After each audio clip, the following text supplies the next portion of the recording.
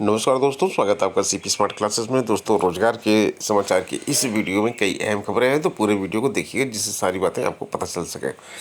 सबसे पहले हम बात करेंगे डीएलएड प्रवेश के लिए आवेदन की। तो 15 जून से ऑनलाइन आवेदन शुरू हो रहे हैं। आवेदन शुल्क 600 रुपये रखा गया है और ये जो आवेदन शुल्क है ओबीसी और सामान्य छात्रों के लिए 600, अनुसूचित जाति व जनजाति के लिए 400 रुपये है। विकलांग श्रेणी के अभ्यर्थियों के लिए 100 रुपये का भुगतान करना पड़ेगा।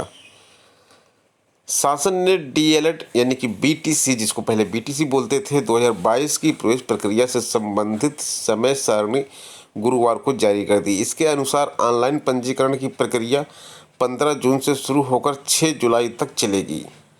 चयन मेरिट के आधार पर किया जाएगा। 1 सितंबर से पढ़ाई शुरू हो जाएगी। बेसिक शिक्षा विभाग के विशेष सचिव अवधेश कुमार तिवारी की तरफ से जारी आदेश में कहा गया है कि ऑनलाइन आवेदन से संबंधित विज्ञापन सचिव परीक्षा नियामक प्राधिकारी प्रयागराज द्वारा 10 जून को जारी किया जाएगा। टीजीटी पीजीटी में 27,000 पदों पर भर्ती की विज्ञापन की मांग की जा रही है। जो विज्ञापन आया है 4,000 पदों पर आया है और इसको 27,000 करने की मांग अभी भी की जा रही है। टीजीटी पीजीटी में 5,000 से भी कम पदों पर विज्ञापन जारी किए जाने से युवाओं में नाराजगी है। युवा मंच अध्यक्ष अनिल सिंह ने मुख्यमंत्री द्वारा 27,000 पदों पर चयन प्रक्रिया शुरू करने की घोषणा को याद दिलाकर 27,000 पदों पर भर्ती की मांग की है। युवा मंच संयोजक राजेश सचान ने कहा कि योगी सरकार ने जिन सभी रिक्त पदों को भरने का ऐलान किया, अब उन पदों को खत्म करने का प्रयास किया जा रहा है। इसके खिलाफ जल्द मीटिंग कर प्रयागराज और लखनऊ में आंदोलन छेड़ा जाएगा। राष्ट्रपति पद के लिए चुनाव का कार्यक्रम घोषित हो गया है और 18 जुलाई को देश के 16वें राष्ट्रपति का चुनाव किया जाएगा और इसकी जो काउंटिंग होगी वो 21 तारीख को की जाएगी। यहाँ पे कुछ डेट दी गई है। 15 जून को नामांकन की शुरुआत होगी, 29 जून को नामांकन की अंतिम तारीख होगी, 2 जुलाई नाम वापसी की तारीख होगी और 18 जुलाई को मतदान होगा। 21 जुलाई को यदि चुनाव निर्विरोध नहीं होता है तो इस दिन मतगणना कर नतीजे जारी किए जाएंगे। 24 जुलाई को राष्ट्रपति रामनाथ कोविंद का कार्यकाल पूरा हो जाएगा। यहाँ पर एक अहम जानकारी ये है कि राष्ट्रपति के चुनाव में कौन कौन वोट डालते हैं। देखिए, ये प्रश्न अक्सर आपकी परीक्षाओं में पूछा जाता है। तो यहाँ पे अभी जो है 776 सांसद हैं। 776 सांसद हैं जो यहाँ पे वोटिंग करेंगे और ये सांसद जो आते हैं लोकसभा व राज्यसभा के सभी चुने गए सदस्य होते हैं।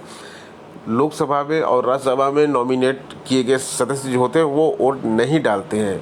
इसी तरह से विधायकों की बात करेंगे तो 4,033 विधायक भी मताधिकार का प्रयोग करेंगे और इनके जो वोटों की वैल्यू होती है, सांसद के एक वोट का मूल्य जो होगा वो 700 होगा।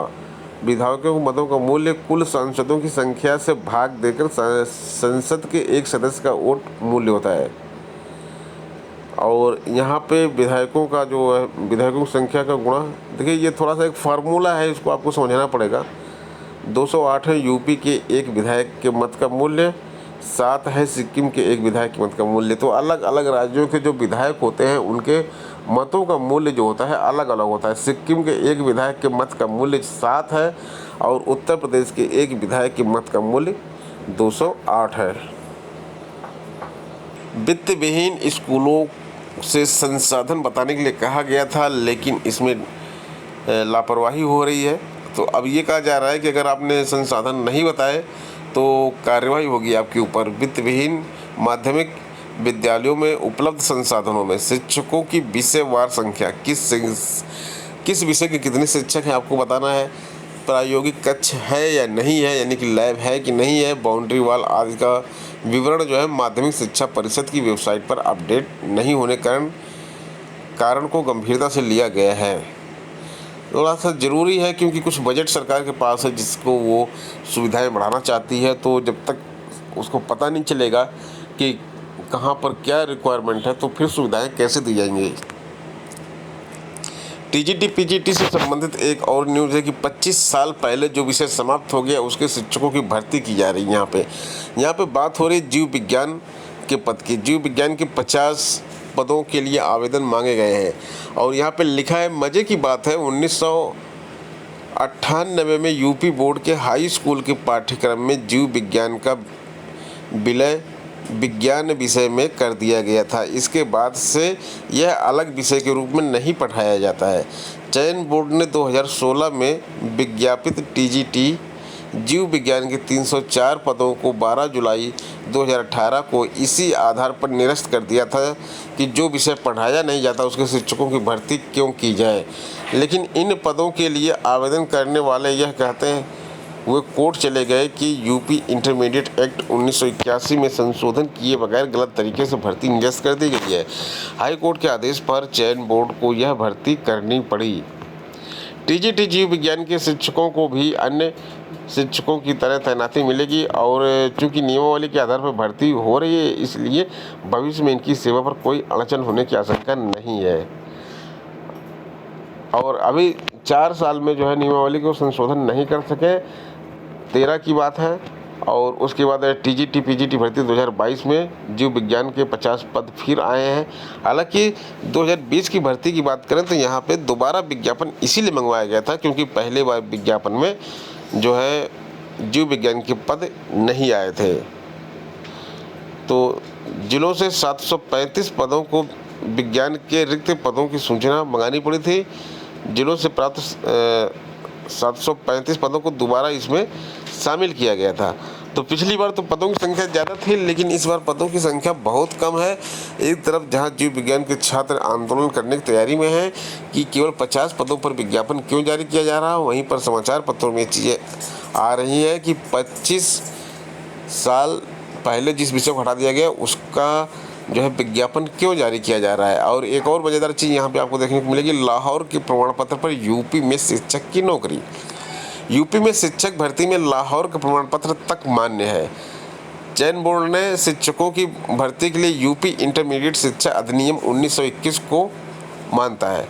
100 साल पहले टीजीटी कला की भर्ती के लिए लाहौर के मेयो स्कूल ऑफ आर्ट्स की टीचर सीनियर सर्टिफिकेट परीक्षा मान्य थी, जो अब तक नियमावली में चली आ रही है। इसको संशोधित नहीं किया गया। हालांकि अब वहाँ पर वहाँ का सर्टिफिकेट लेके कौन आया होगा, इसमें किसी के पास वहाँ का सर्टिफिकेट नहीं होगा।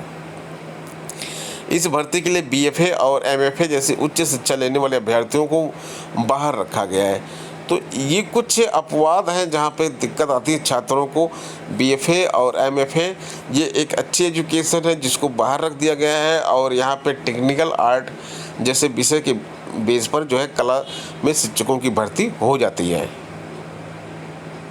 उत्तर प्रदेश लोक सेवा आयोग ने कर्मशाला अनुदेशक मशीन शॉप के 25 पदों के परिणाम घोषित कर दिए हैं।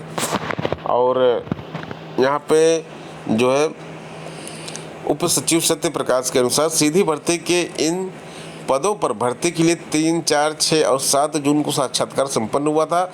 साक्षात्कार के बाद चयनित अभ्यर्थियों में सत्य प्रकाश द्विवेदी, राजेश सिंह, राजेश कुमार, ऋषि कुमार, सुनील कुमार प्रजापति, विकास कुमार पांडे, अरविंद कुमार त्रिपाठी, श्रवण कुमार, मनीष कुमार, विनय कुमार शर्मा, नवीन नारायण सिंह, अरविंद कुमार, जितेंद्र कुमार मौर्य, राहुल कुमार साहू, जगमोहन प्रसाद, तरुण यादव, हरेंद्र कुमार यादव, तारा सिंह, अजग सिंह, सत्येंद्र कुमार, लकी सोनकर, अमरजीत, वरुण, प्रीति सिंह, प्रीति कटियार व नीरजा शामिल हैं। तो इन छात्रों का सिलेक्शन यहाँ पे हुआ है।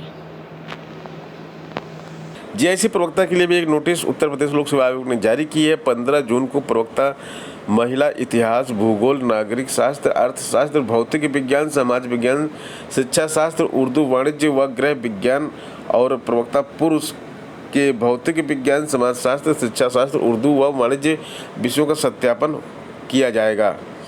सचिव ने कहा कि वेबसाइट से फॉर्म सेट का प्रिंट लेकर उसके साथ सभी शैक्षिक अभिलेख की स्वप्रमाणित प्रतियों के 2 सेट राजपत्रित अधिकारी से प्रमाणित 2 फोटो व 2 अप्रमाणित फोटो के साथ उपस्थित होना है। तो दोस्तों ये हो गए आज की प्रमुख खबरें। मिलते हैं नेक्स्ट वीडियो में कुछ नई अपडेट, कुछ नई जानकारी के साथ। बने आप सीपी स्मार्ट क्लासेस के साथ। धन्यवाद।